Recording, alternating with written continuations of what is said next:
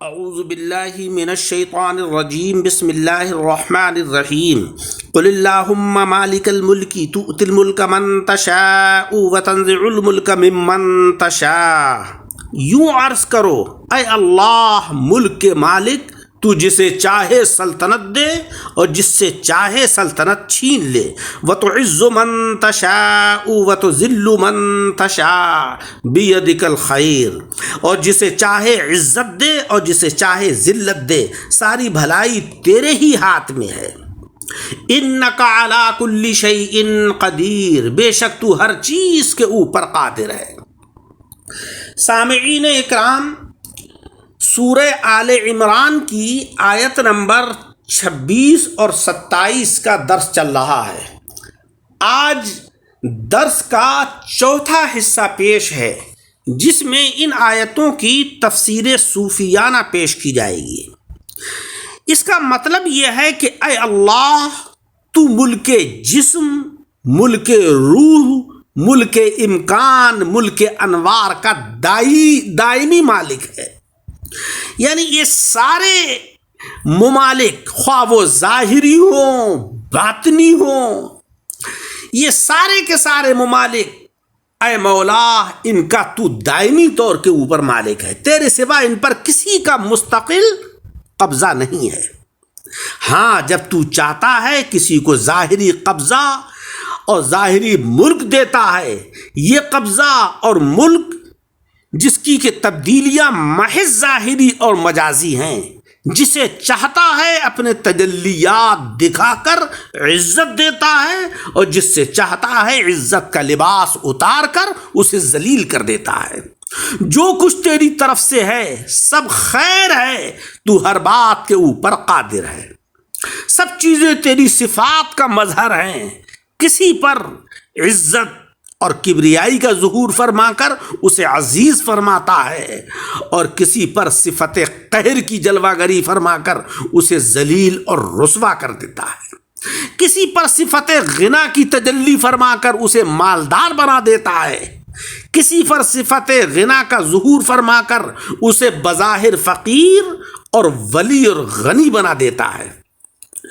حضرات صوفیہ اکرام کہتے ہیں کہ جس طریقے سے اللہ رب العزت نے ملک اجسام یعنی ظاہری حکومتیں بادشاہوں میں تقسیم فرما دی ہیں، کسی کو چھوٹا ملک دیا، کسی کو بڑا ملک دیا، حتیٰ کہ 4 بادشاہ ایسے گزرے ہیں کہ جو سارے جہان، ساری زمین اور سارے ملک کے مالک ہوئے، جن کو اللہ تبارک و تعالیٰ نے ساری زمین کے اوپر ان کو حکومت عطا فرمائی.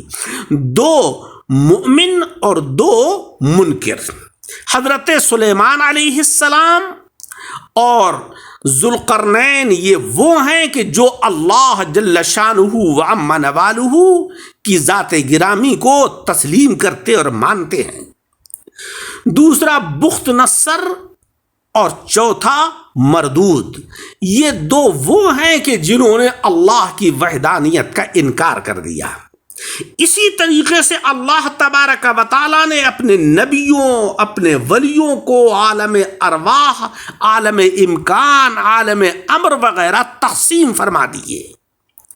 حضرت سلیمان علیہ السلام کے بارے میں فرمایا وَسَخَّرْنَا لَهُ الرِّيحَ تَجْرِي بِأَمْرِهِ. اور ہمارے آقا جناب احمد مجتبیٰ محمد مصطفیٰ صلی اللہ علیہ وسلم کے لیے فرمایا انا اعطیناک الکوثر، ہم نے آپ کو عالم کثرت بخشا. کوثر جو ہے وہ کثیر کا مبالغہ ہے. دنیا قلیل ہے اور حضور علیہ السلام کو جو عطا کیا وہ کثیر نہیں، اکثر نہیں، بلکہ کوثر یعنی بہت ہی زیادہ ہے. اگر کوثر سے حوض کوثر ہی مراد ہو تو وہ بھی تمام زمین سے زیادہ قیمتی ہے، جس کے کوزے آسمانوں کے تاروں کے برابر ہیں. اور حوض کوثر کا پانی موتیوں کی بجری پر ہے. اس بجری کا ایک موتی روئے زمین سے زیادہ قیمتی ہے. اگر محض تالاب کا نام کوثر ہوتا تو اللہ تبارک و تعالی اتنے اہتمام سے اس کی عطا کا ذکر نہ فرماتا کہ انا اعطیناک الکوثر؟ اللہ تبارک و تعالی نے جناب رسول مکرم صلی اللہ علیہ وسلم کو کوثر جیسا عطیہ عطا فرمایا. اور کوثر کیا چیز ہے؟ اللہ رب العزت نے بہت سے دریا پیدا فرمائے مگر ان دریاؤں کی عطا کا ذکر اس اہتمام سے نہیں کیا. کوثر کی عطا کا ذکر بڑے اہتمام سے کیا. معلوم ہوا کوثر سے مراد خیر کثیر یا عالم کثرت ہے، جس میں حوض کوثر بھی داخل ہے. جیسا کہ حضرت ابن عباس فرماتے ہیں بخاری شریف کے اندر کہ حضور علیہ السلام ساری ملک الہی کے مالک ہیں. مولا تبارک و تعالی نے آقا علیہ السلام کو ساری کائنات کے اوپر تصرف عطا فرما دیا. حضرت غوث اعظم محبوب سبحانی رحمت اللہ علیہ کا فرمان ہے بلاد اللہ ملکی تحت حکمی. یہ جملہ اس آیت کریمہ تؤتی الملک من تشاء کی تفسیر ہے کہ اللہ تبارک و تعالی جس کو چاہتا ہے سلطنت عطا فرماتا ہے اور جس سے چاہتا ہے سلطنت و حکومت کو چھین لیتا ہے.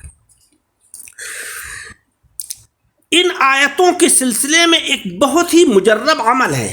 جس شخص پر بہت قرض ہو گیا ہو اور اس کے ادا کی کوئی صورت نظر نہ آتی ہو، اس کو چاہیے کہ وتر کی نماز کے بعد 2 رکعت نفل کھڑے ہو کر پڑھا کرے اور ہر رکعت میں سورہ فاتحہ کے بعد یہ آیتیں یعنی قل اللہم مالک الملک سے بغیر حساب تک یعنی سورہ آل عمران کی آیت نمبر 26 اور 27 سورہ فاتحہ کے بعد 5 مرتبہ پڑھا کرے وتر کے اندر.